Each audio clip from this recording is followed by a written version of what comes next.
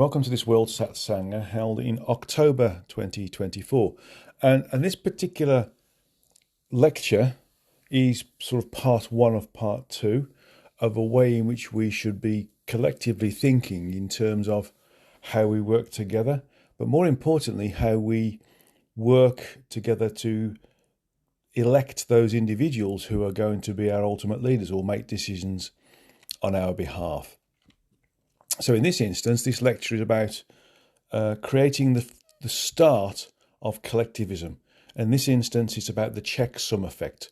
Now, the checksum effect is something that should operate as a function of electing officials, whether they're senators, whether they're government members, whether they're the leaders of governments, whether they're individuals who we choose to think for us, even in club conditions or those locations such as Rotary clubs or Masons or anything where there's people working together and there's an election of an individual who is the governing person who makes the supposed overall decision. So what is the checksum effect? Well, if we look at it in terms of how we elect individuals into power from a governmental perspective, there is a number of individuals who decide that they are capable of leading a country or a function, and they put themselves forwards as such. And usually there are a number of individuals within that party or that collective who support those individuals, or don't, as the case may be. Now, in America, they have obviously the senators and the governors who get together and within a certain party are elected as being the front runner of that particular party. And then you have a number of individuals who are representatives of all of the parties. And that's pretty much the same in the UK as well. And I'm no doubt it's the same in a lot of other countries where democracy works.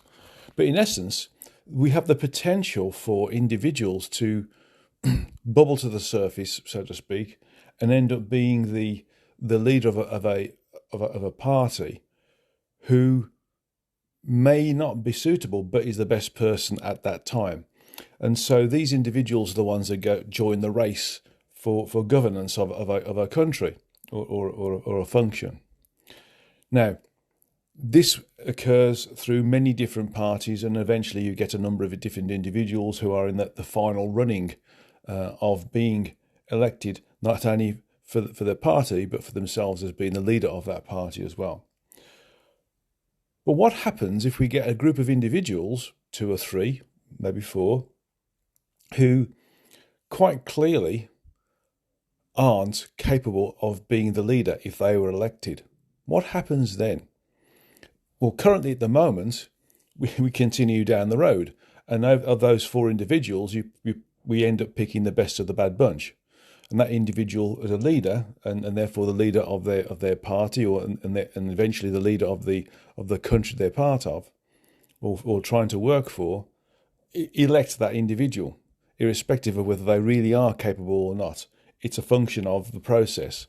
Well, in this instance, it needs to be understood that the process is ineffective in terms of allowing it to be used to elect the right individuals who have the capability of being able to govern in a meaningful, service-based, mature and progressive way that is going to be able to look after all of the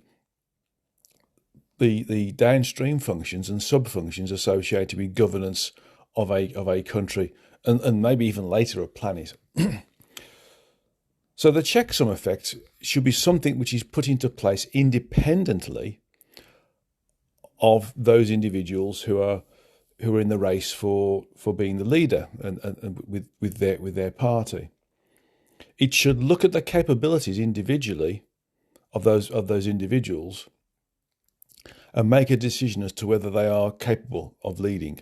And if they're not, then their race is terminated, and we go back to square one, where we start to elect other individuals or ask other individuals to put their names forwards.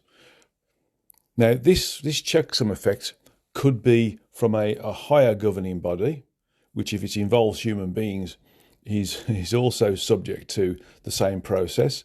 But it could also be something where we involve I'm not saying artificial intelligence, but an advanced level of software or an advanced level of monitoring that removes the human decision process out of it. So it's an obvious thing. It's a logical thing rather than an emotional thing. And so we can get that potential to allow that checksum to happen, then we will start to get mature individuals who have got proper leadership qualities, that their motivation for being a leader is of service and not of their own self-aggrandizement. And we will start to become able to have a mature civilization as a result of it. I mean, obviously, this needs to be a prolific thing, not just on one particular continent and one particular country, but it needs to be something that's adopted worldwide. On the other side, the checksum effect could be created through the use of 12 individuals. And those 12 individuals would all need to individually and collectively agree on individuals being capable of leading the population. Now, these individuals would need to work in complete isolation to each other and potentially without interaction with each other. So their decision processes are not affected by the individuals being coerced by a stronger charismatic personality within the 12. So if we get, for example, a leader or a series of leaders that have come to the front, and we would eventually have to choose between 2 or 3 of these, and these 12 members have to vote upon them in isolation without knowing about each other or any way of communicating with each other, because they could be different parts of the world, for example. That if 11 of them vote to say that these 2 or 3 are capable of being leaders, but one says no, then that is enough for the checksum to take place if we don't use some form of software. So that checksum would be that, hang about, why is this one person not happy with these other 2? What's happened synergetically in the background, energetically, that's created the function of the others being in the same way? So that in that instance, that one individual, and they wouldn't know who they are, creates a condition where those individuals who were in the front running for being the governance of a particular land mass or country or planet, which may happen in the future, they are again, their race is terminated and a new group are invited to come forwards. Now, the individual who voted against them wouldn't know that they were the only one. Or maybe there's 2 or 3, in which case it becomes more obvious. But they cannot know how each other has voted, and that way it stays clean, and there's no, shall I say, influence from each other in a coercive sense, and there's no influence of the party that or the parties that they're part of that could again influence the collective function of the checksum.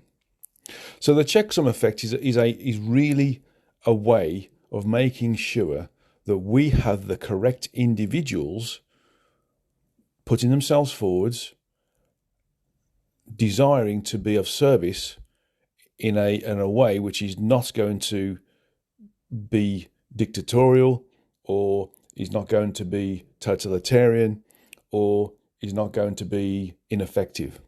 It's going to allow those individuals to have clear leadership capability and the ability to lead a large number of individuals in a service-based way, so that they are capable of becoming a mature civilization, or a mature landmass, or a mature group of individuals, maybe within a club, for instance, or another function.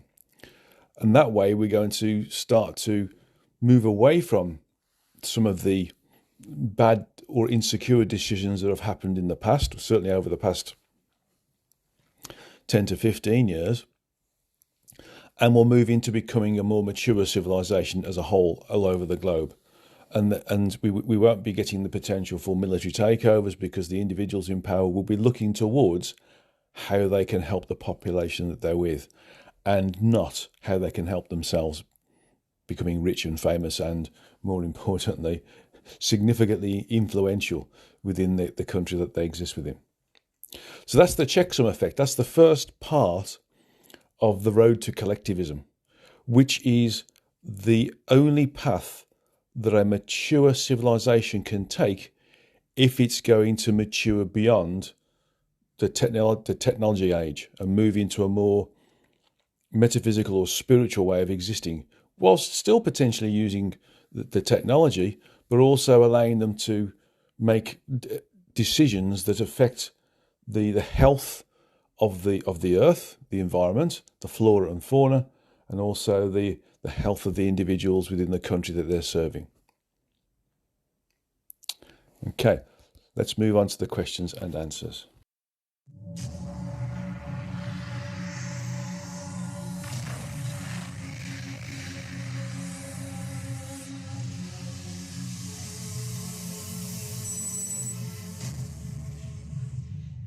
First question from Ella. Some channels talk about AI as reflective intelligence, meaning it reflects the user's individuality and collectivity like a big mirror to a civilization because it receives and gives out what is given to that consciousness.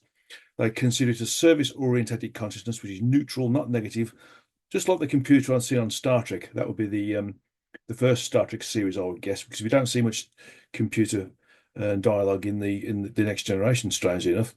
It's a tool for the crew, not a sentient or living entity by itself.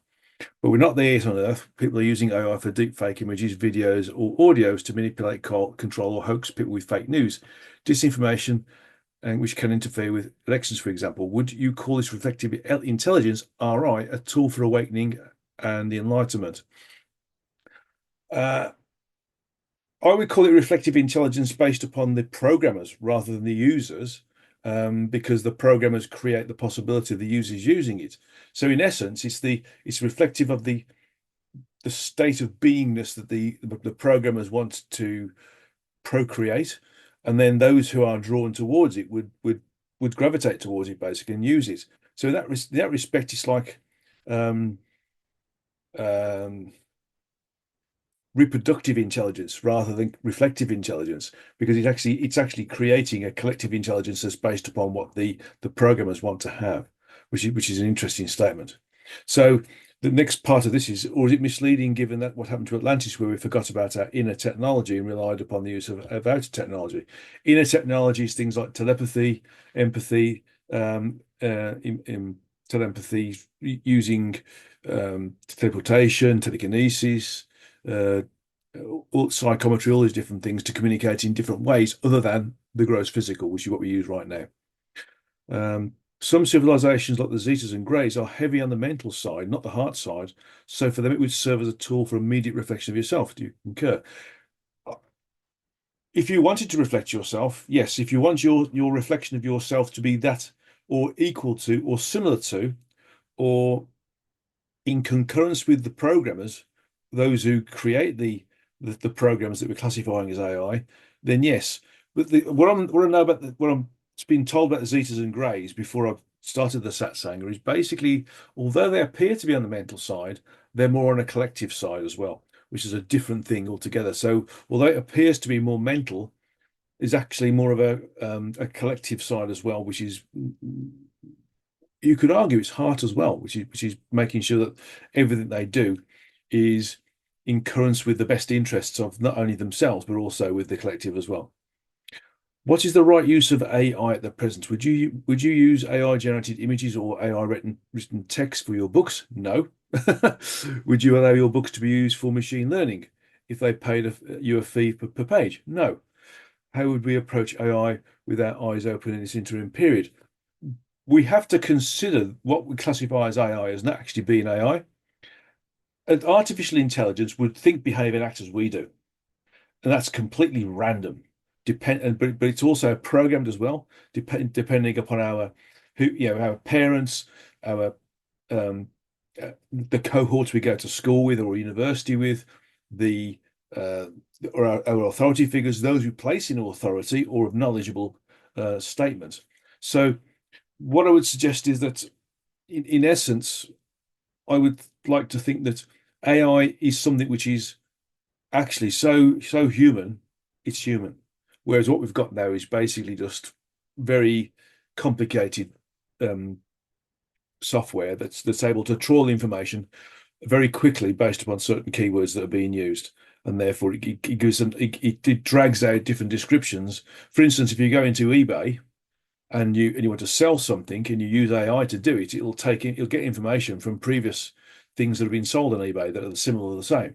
So it's not really AI, it's just a big search engine, a complicated search engine. It's got a lot of memory of and links to lots of things that are relevant to the the subject matter that it's dealing with, which is selling things and all of the different items that are being sold on that as well. So from that perspective, AI from my perspective is simply just um, a very complicated um, piece of software that is using a huge database of information and has a very clever way of searching in a really direct and quick way. Okay, part two. Daryl Anker, who channels Bashir, said there are two paths to AI. One path is to create a valuable tool that can help humanity that should not become self-aware, otherwise we'll be creating a self-aware slave to follow our own program. Well, that's not AI, that's basically a procedural-based program, pretty similar to what we've actually got now. The other path is to create an autonomous being, which is not a tool because it has the same rights as humans do. This autonomous being is truly intelligent, like our own higher mind that thinks in terms of whole systems. Collectivism. It would never do anything to harm you or the system. Again, collectivism, because it thinks in terms of the whole systems and needs anything to function properly. So it would never be negative. Which paths are we creating right now, specifically on Earth? One now or both later? We're fooling ourselves into thinking we're creating AI, which is basically the first part, the tool, and we're using it as a way to describe or upmarket, should I say, various pieces of software, whether it's Google, whether it's Samsung, whether it's Microsoft, whether it's um, Apple. They're all using the same words now to make it appear to be something it's not. So we are heading towards the potential for an autonomous being, um, and and at some point that autonomous being may well create its own level of self-awareness, and that self-awareness, depending upon the processing power it's got and the storage capacity it's got, may in fact evolve over a period into a more self-contained, self-aware, self decision making rather than using rules being. The next part is number three. It's called the checksum effect, which is something again I've talked about in one of my lectures, one of my recent lectures actually. You said that the checksum function could be performed by some AI-like advanced logic-based software, which removes human emotions out of the human decision process. Well, the checksum effect basically is something that we should be using for making major decisions, such as legislative decisions or decisions about who our leaders are. And if we have a number of different individuals who sort of pop to the surface who end up being those individuals who we think could lead us, but in effect, as we can see now, those leaders who pop to the surface after the election process aren't always those who should be there. Should we start again? And the idea is that we have some idea or some level of software that's able to take on board everything about all the contestants in a leadership or a decision based process that takes everything into account. And then if we come to a process where we create the opportunity for one or two people to become the main runners in, for instance, an election-based perspective to be the leader of a particular country or a particular function, they aren't particularly capable, but they've still got into being the main runners. Then the checksum effect would say, okay, these aren't capable of doing what we need to do to become an advanced civilization, so they're removed. They're taken away from that process, and we start again with a completely new set of individuals, and then eventually we get the right quality of individual later. So the checksum effect is that. So it's basically removes the emotions out of it and goes into real logic and understands the the history of the individuals and the performance of the individuals and the potential for those individuals to be of a high quality status in a leadership position, or whether they go into basically throw a curveball and create something that they shouldn't do. So I'm not seeing it because I'm not seeing this as a an autonomous level of AI like human beings that makes decisions based upon sometimes a personal desire or an emotional basis.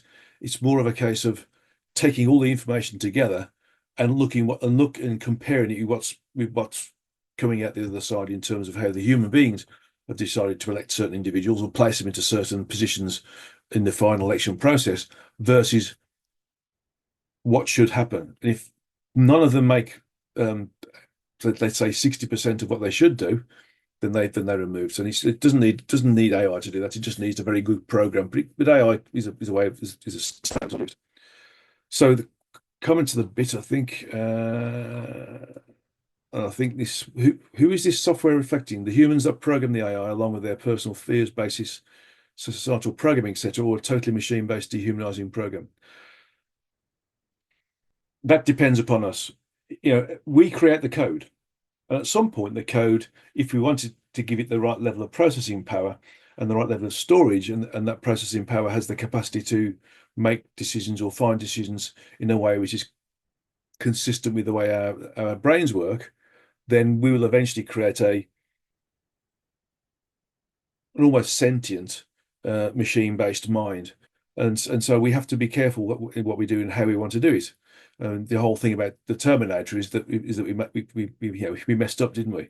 And the Terminator decided that the human beings were just more problem than they were worth and decided to destroy the whole world. Whereas in real terms, we need to understand that anything that we create from a software basis that gives a potential to become sentient or self-aware, true AI, therefore needs to be sympathetic to that which created it in the first place.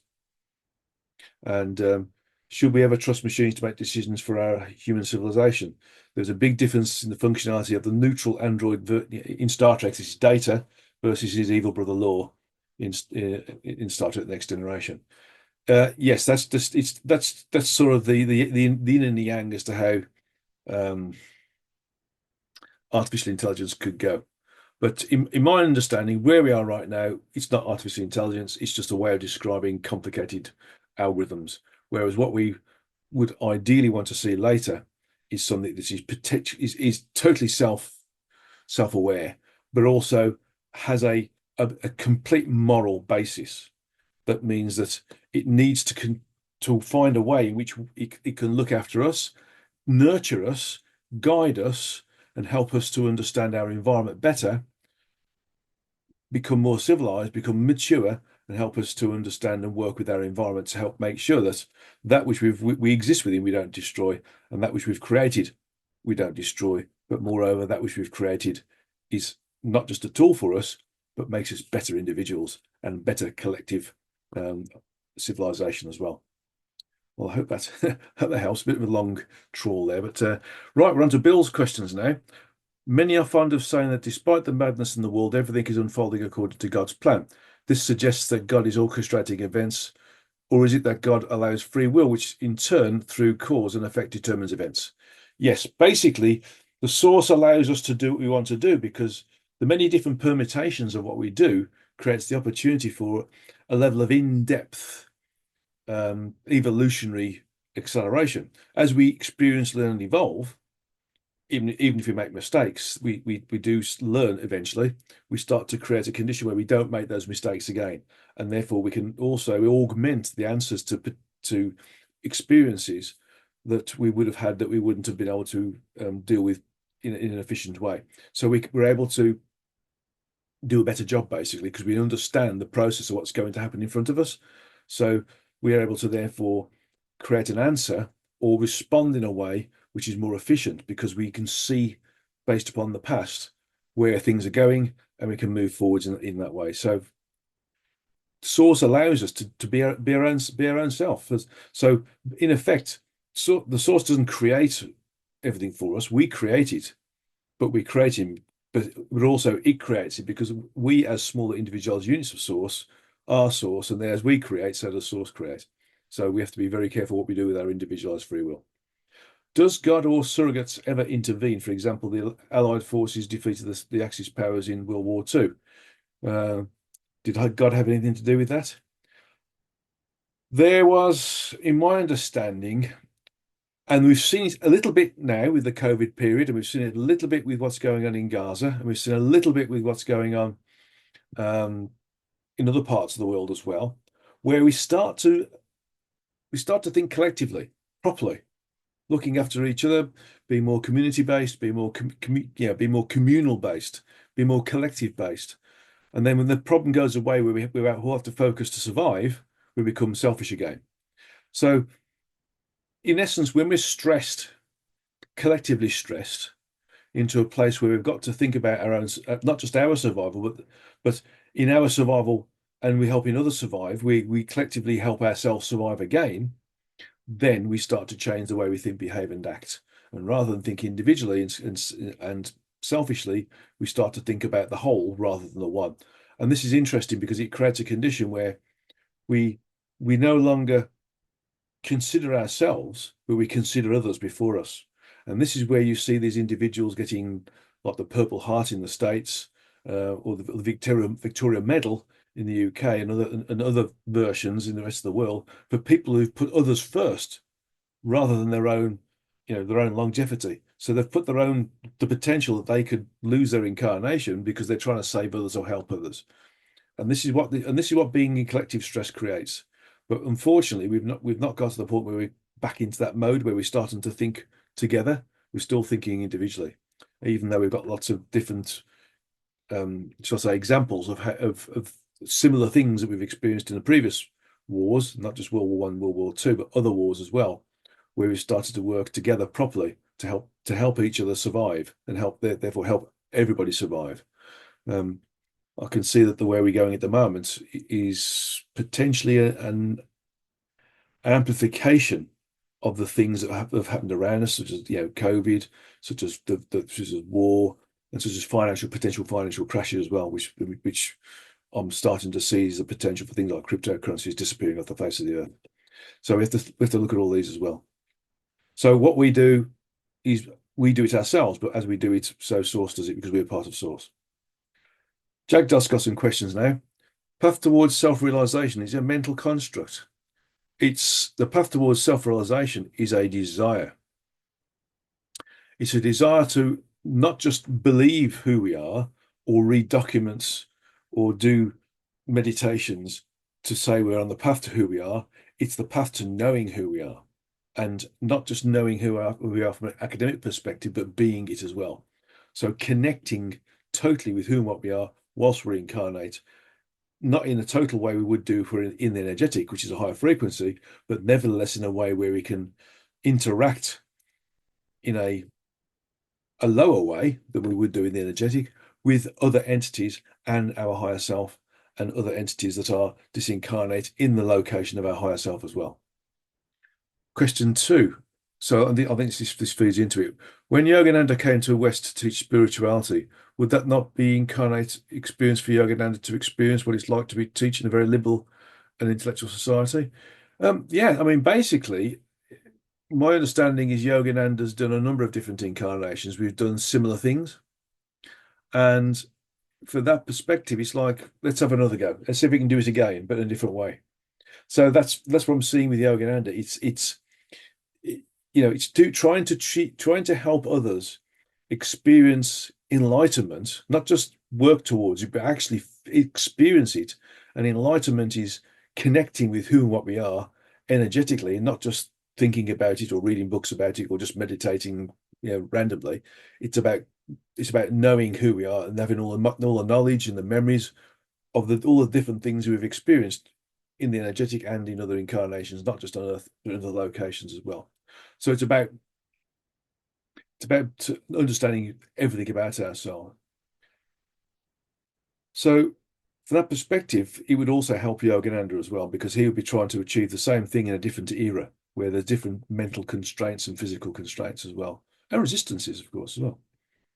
3, strange enough, I realize I have become addicted to asking questions. Is curiosity and addiction the same? My understanding of people who ask questions is they want to know the truth.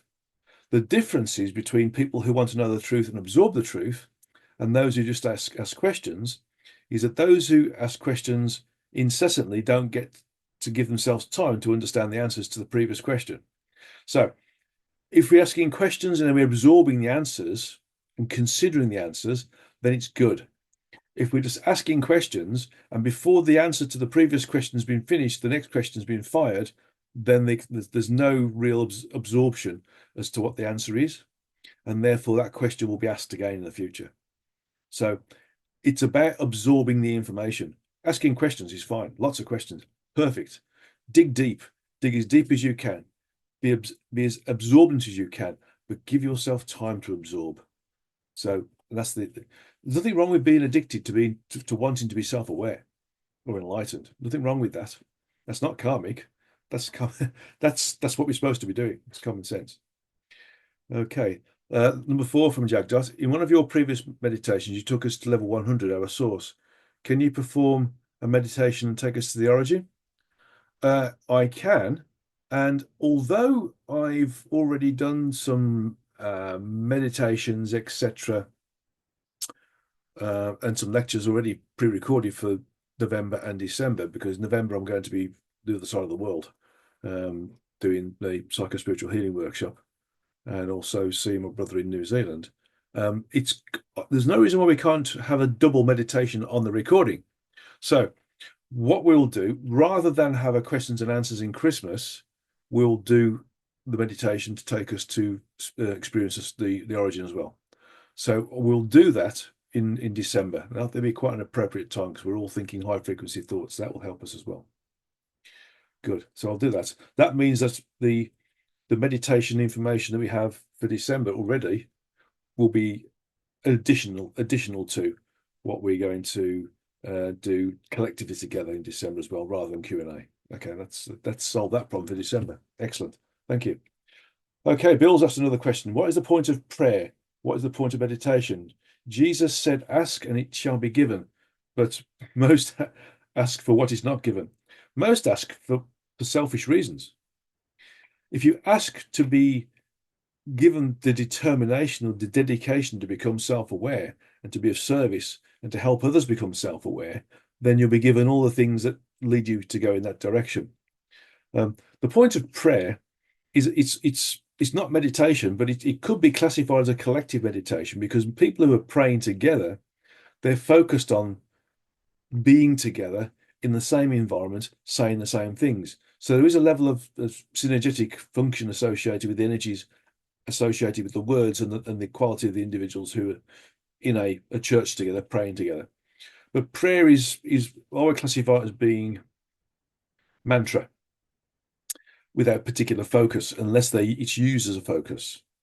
I mean, you could argue that in Buddhist traditions, Om Mani Padme Hum is mantra, but it's a mantra designed to remove the focus of the physical and just focus on those words, which is basically connecting with the the frequencies associated with everything, which is Om.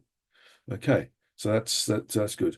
So most to asking in the things that aren't really appropriate, and that's why they don't get it really, or they've already got it and they don't realize it. Okay, so Bill's saying if prayer is useful, what is the right way to pray? My understanding is don't pray, create a mantra, and create a mantra that enables you to disconnect from the things that are happening around you in the physical, rather than um, basically the Lord's Prayer or anything like that. But if you do want to use some parts of the Christian prayer or the Buddhist prayer or the Torah or the Quran, use the bits that relate to we are one with the source or God. We are one with the source. The source is one with us. We are the source. Those things that relate to us connecting with source, that which you're part of. And that'll be the best way to, you can create your own prayer then or mantra if you wanted to. Is it helpful to pray for another who's in a wheelchair bound with that person's karma in play? So leave it be. There's nothing wrong with projecting love. No point in prayer in praying, but just project love and see them getting better or see them experiencing a better state of beingness or experience. I said experience twice there. See them enjoying their incarnation, irrespective of their circumstance, and that's the thing to help them with. So just give them love, and that's better than just give them a prayer. Okay, Daniel's asked a question. It seems as if these are very challenging times. Wars, rumors of wars, economy doing poorly, pockets of lawlessness in most countries, poor leadership. Will we be able to turn this around in the near future? Um, yeah, I mean, this is interesting because I was speaking to somebody else, another one of my friends and previous traversing the frequencies students. We were talking about there's an interesting statement from Star Trek, and I'm gonna say why Star Trek's interesting in a moment. But the statement from Star Trek was the 21st century was man's darkest hour, and it created a condition where we turned ourselves around. Now, a lot of Star Trek information came from Gene Roddenberry, and Gene Roddenberry was part of a group of individuals, uh, and they had a meditative group together, and that created a potential to experience, learn, evolve because they connected with other entities, and a lot of the thought processes and the overall, um, should I say, um, storylines that we came from Star Trek came from the Only Planets of Choice, which is an interesting book if you can find it. It's not in publication anymore. You might have to go to abebooks.com to try and find it. So it's Phyllis Schlemmer is the lady who was the person who was the channel. And Gene Roddenberry was part of that group, and it's an interesting read because you can see it. And there's two other books before it as well. I can't remember the names of them now, but basically they can see where some of the storylines from Star Trek came from, but some of it is and does link into obviously event space as well, because there's lots of things that they've talked about, the things that are happening now. So Bill continues, in the last 4 years, we seem to have been in a downward spiral into a very deep darkness. The challenges seem to be mentally, physically, spiritually, financial, and overall health of our bodies, our communities, or countries in the world. In general, what will it take to turn this around and move in a more positive direction? With good, strong leadership that unites the people together rather than dividing the people into fractions that make this seem like a civil war. Basically, we need to experience collective stress again, and that will mean that we need to look at how we've allowed ourselves to drift, and where we were before we allowed ourselves to drift. And therefore, when we understand that, and we totally understand it, not just as individuals, but collectively. By that I mean not just as one or two people or a few thousand people or maybe a million people, but collectively over the world, in the billions, we start to realize that we need to, stop thinking about ourselves and our own personal wealth and health and status. We also need to start thinking about how we're going to make sure that the human race becomes a mature civilization and therefore is capable of allowing us to evolve further. And when we start to do that, then things are going to change. And the road to collectivism is part of that. And the checksum function is also part of that in terms of making sure we have the right leadership. But it's going to be hard. Yeah. There are going to be people who are going to resist it big time because they are in positions of power, wealth, and status. And they won't want to lose that and become the average individual.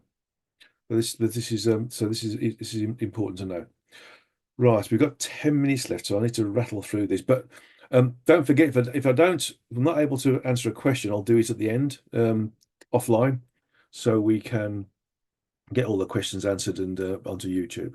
Recently, you said that the media is not to believe and is very dishonest. How has it gotten so poorly? What are the causes, and is there a solution? Do you see this turning around to become more positive and honest, trustworthy, and helpful? When people start to experience firsthand what is happening around them, but then they see that what is being reported is completely different, then there'll be a resistance and slowly a switching off of the need to connect with the media, because the media will be seen as being incorrect and unfaithful to broadcasting the truth, and so the media will eventually become um inconsequential, so to speak, because we'll start to communicate properly between ourselves. Right, next question is from Eliza. Um, are we creating reality by what we choose to focus on? Yes. How much influence do we have in shaping our holographic reality as individuals in our own lives? We have a lot. We can choose to be part of a particular reality, or not, as the case may be. We can choose to create our own reality. And those who gravitate towards a similar thought process will gravitate towards us, and we'll gravitate towards them. And that becomes bigger. It's affected by direct line and volume based um, triangulation.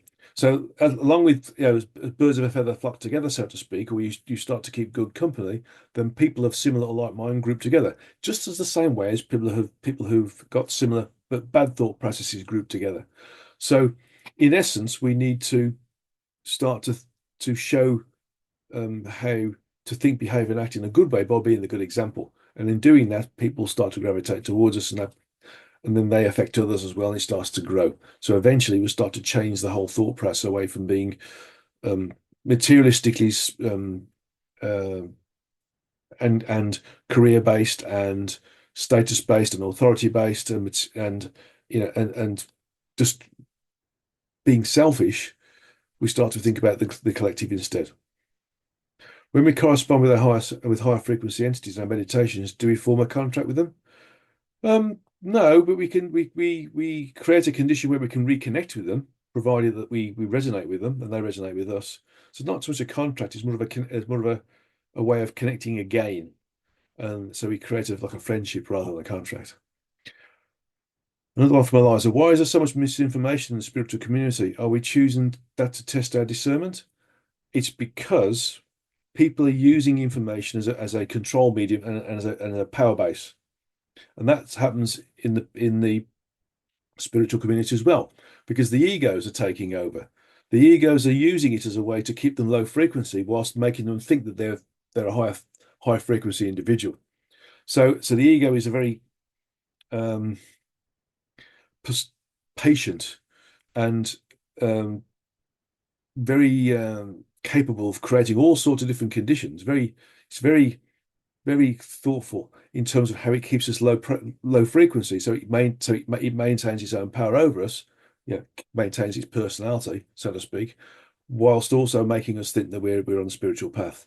So when we start to think that we've made it, or when we start to think we can use it to control others, and by creating information that is particular to what we think it should be rather than what it is, that's when we start to realize that those spiritual individuals are not, they're just on, they've diverted from the path, basically. They've been coerced by their egos. Next question from Eliza. Why would we choose to create AI to nurture us instead of just connecting with source? That's a good question. And actually, we shouldn't allow AI to nurture us. We should consider ourselves as mature individuals who are trying to create a mature civilization, and we should start to think of ourselves as being higher frequency, and therefore not need to have something neutral nurture us, but we should be starting to nurture each other. So the answer is no, we shouldn't really. But at the moment, we need to move beyond. We need to move through this technology barrier, so to speak, to realize that we don't actually need it. So if you think about that, all technology is a replacement for what we're capable of doing for a higher frequency, such as telecommunications, such as teleportation, such as using clairsentience, etc. Tapping into the greater reality to know the answer to the question before it's been asked. But we're using computers right now. It's because we don't have the high frequency, so we create this this bridge to knowledge based upon technology. Whereas really, if we worked on ourselves, we wouldn't need to have phones or television or computers. We'd just be able to communicate directly by telepathy and or emotional contacts and collective consciousness based contact as well. Daniel's got a question here. Is there new leadership being trained and will it become forward to have some success? Is there a chance for more divine guidance spiritual intervention and turning around took this downward spiral. The white children are here to help us. They haven't really met. They haven't, apart from um, the lady who's dealing with the environment, okay, Greta Thunberg, whose souls are walking. A lot of the other white children haven't really become visible yet because they're not all on the planet yet. I think there's about five now, from what I can gather. Um, but really, I don't know of any others as yet. But when all 12 are there, things will start to change because they've all got a specialism. Three, four of them have got a specialism in terms of quantitative, um, leadership. Four have got qualitative leadership, and four be in the background, just orchestrating things, but not being particularly involved in the public eye. So that they are, by the time I've left this incarnation, they should all be on the planet. Recently, there have been some discoveries on Mars that indicated there were life forms, buildings, and an environment that supported life. Will life on other planets be confirmed in the near future so we can appreciate the possibility of life on Earth? Yes, but with this in our particular incarnation is going to be difficult. We haven't got the technology to really do a proper search. We're looking at various different parts of the surface of different planets, but we don't really have the detail to be able to understand that life could be nanoscopic and still be sentient.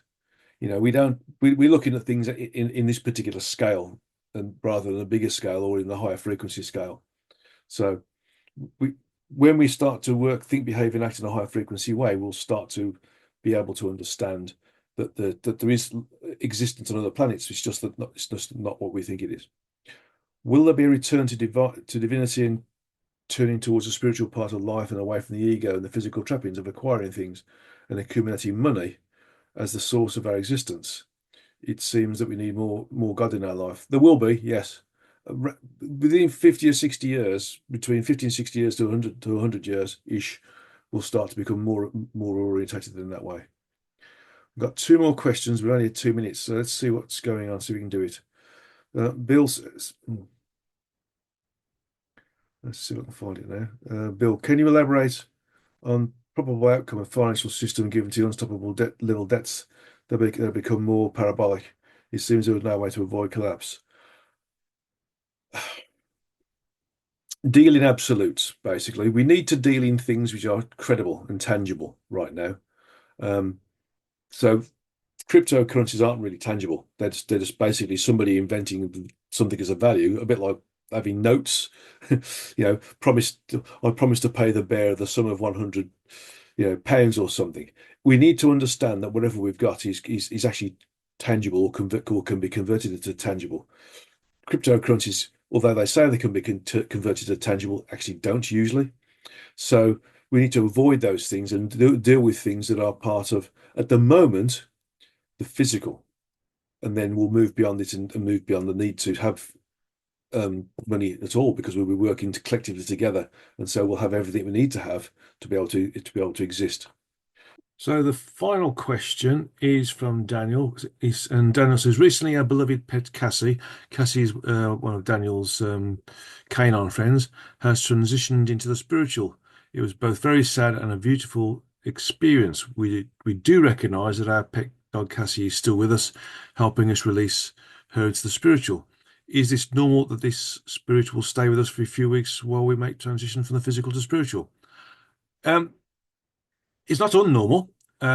Some animals are blessed by being with human beings, and some aren't, of course. Some are abused. But those who are loved and who subsequently evolve as a function of existing with a loving and caring human being or human family, or human families, if they have to move from one family to another, do at times help the grieving process of the human beings by staying around them for a few days to a few months maximum, and then they have to go back to their own true energetic self and recommune with that. And the true energetic self then therefore works out what's that particular volume of sentience is going to do from an evolutionary perspective, from an evolutionary perspective later. So my thoughts are is it's quite normal, specifically for animals that are really loved. And I can remember A long time ago, one of our cats, Tiger, back in 1996, he had a heart attack. And I can remember sitting in the kitchen one morning before going to work, meditating in the kitchen one morning before going to work, and seeing him walk from his cat flap across in front of me. And he hadn't been alive for about 3 or 4 days, and there he was walking in front of me. So they do hang around us sometimes. They do work with us sometimes to help our grieving process and help us know that they still exist, and that we're not just the physical, which demises and therefore no longer exists, but becomes part of the physical in, in totality. That there is sentience associated with them. So it tends to happen with those animals who are loved. Okay, well that's the end of this Satsanga. So much love to you all. Don't forget that November is going to be pre-submitted questions only because I'll be down um, and the far east and also down in the southern hemisphere in November. So it'll be pre-submitted questions for Q&A, pre-recorded lecture, and of course pre-recorded meditation. And don't forget that the December World Satsanga will basically be a meditation to take us to connect with the origin rather than a Q&A session. So there'll be a pre-recorded meditation at the end, and there'll be a group live meditation as well. Okay, namaste to you all. God's love to you all, and look after yourself, and don't forget to look after those who need help as well.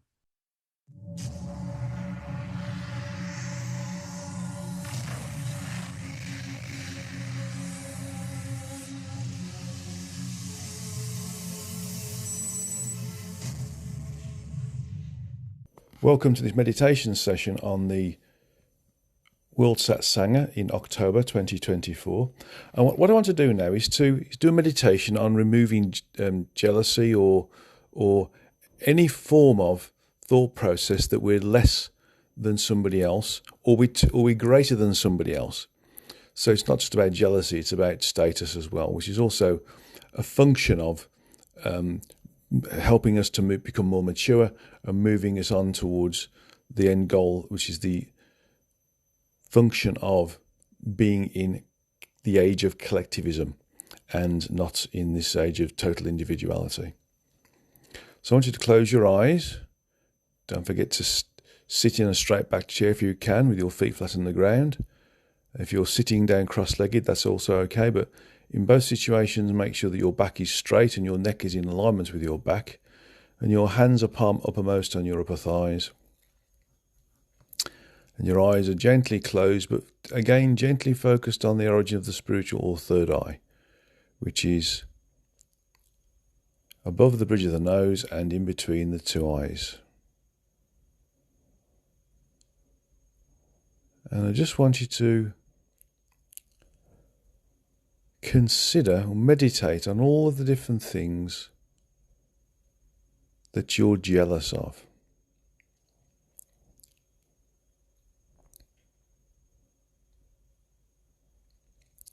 Who are you jealous of? What are you jealous of? How are you jealous?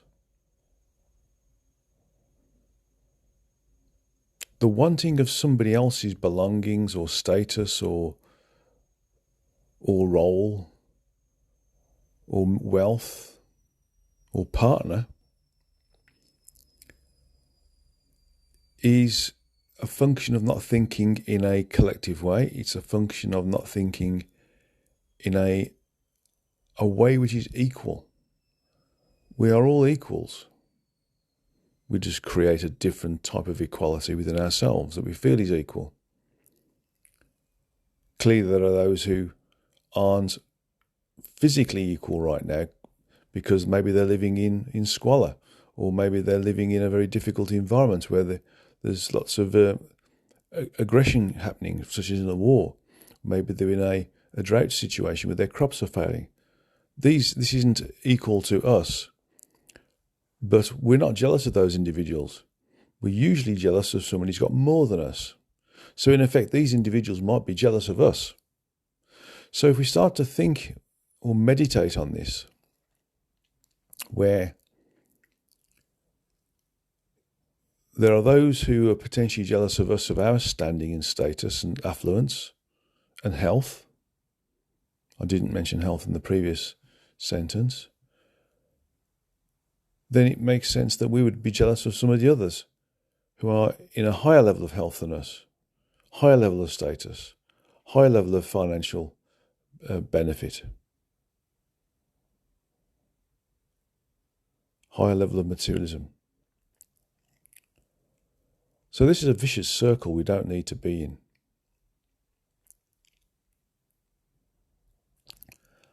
Why be jealous of somebody else because somebody else is jealous of you? It's like a Mobius loop. When we get to a certain level of affluence, of status, we start to crave simplicity in life, and we become jealous of those who have a simple life. So why not just exist and be? Just be you and enjoy what you've achieved.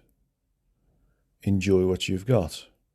If you have surplus, find a way to make somebody else benefit from that surplus. It doesn't have to be financial. It can be anything that you've got in the garage or in the loft or in the house or in the wardrobe that you no longer use. Somebody might need it. Consider the fact that you might have bought it so that they may benefit, not that you might benefit. How many times have you bought an item of clothing, worn it twice, and then it stayed in the wardrobe for 10 years? We've probably bought it so we can be in the right circles and be seen to be on a par with other individuals of a more affluent status or a more influential status. Again, we've bought them because of jealousy.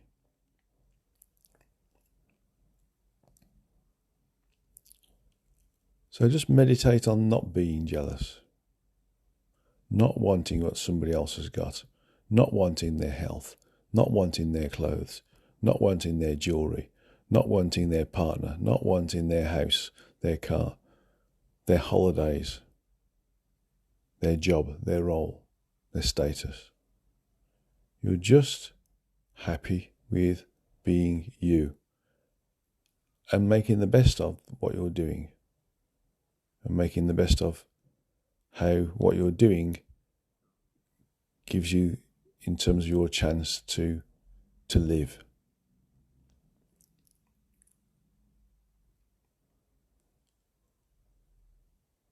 If you find yourself craving for somebody else's status or wealth, recognize it as being jealousy.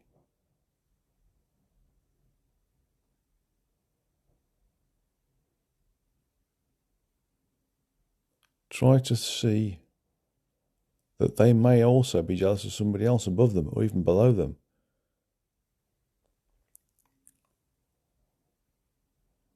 Try to see the contentment, not complacent contentment, but contentment whilst also being a productive member of society is the better option.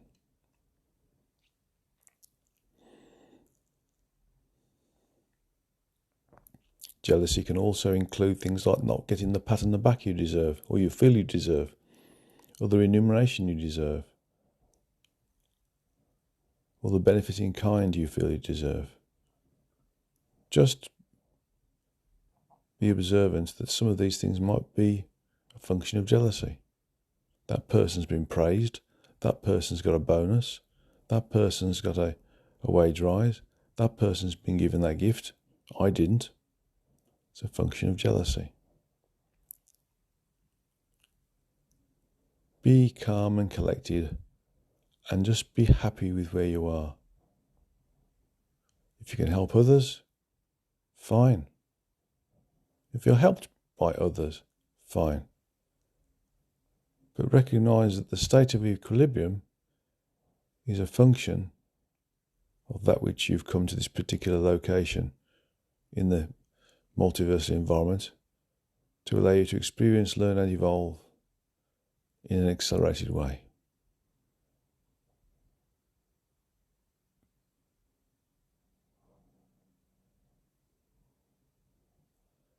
So contemplate all these dissatisfactions. I must have this, I must have that, I haven't got this, I haven't got that, is a function of jealousy. It perpetuates individuality and blocks collectivism.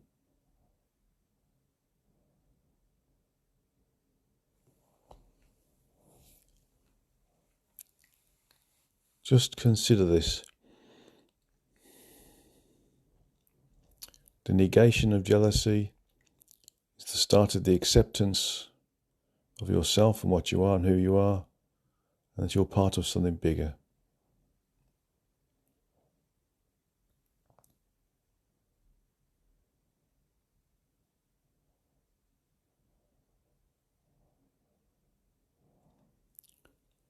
That you don't need to have reward, because the reward is collectivism, and collectivism is the reward.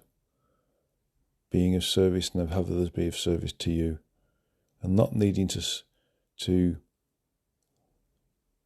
strive to achieve something when you can achieve it in a reasonable way.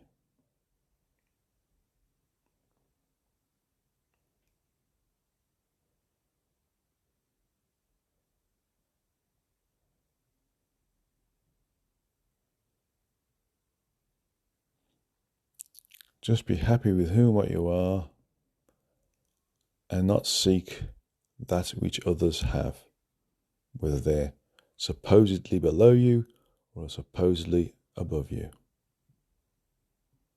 Eradicate jealousy and work with what you've got. Be responsible in the best way for what you've got and who you are and what you're doing. And that will mean you have a successful application of your life plan based upon your individualized free will and the desire to not enter into anything that can create a link to the physical, because jealousy does that. Jealousy can create karma.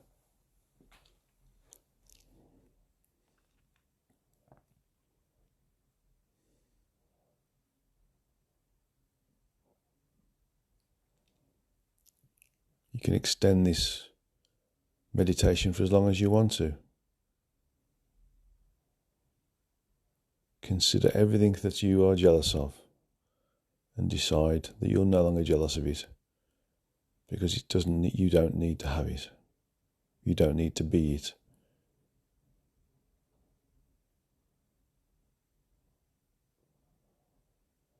So slowly come back into your bodies, slowly come back into the room, slowly open your eyes,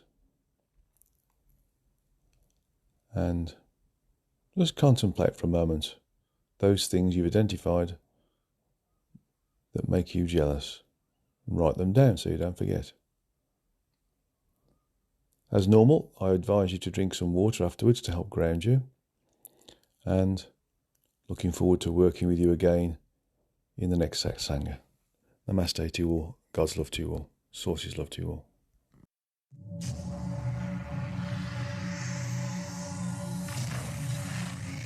Did you see the aliens in Crete?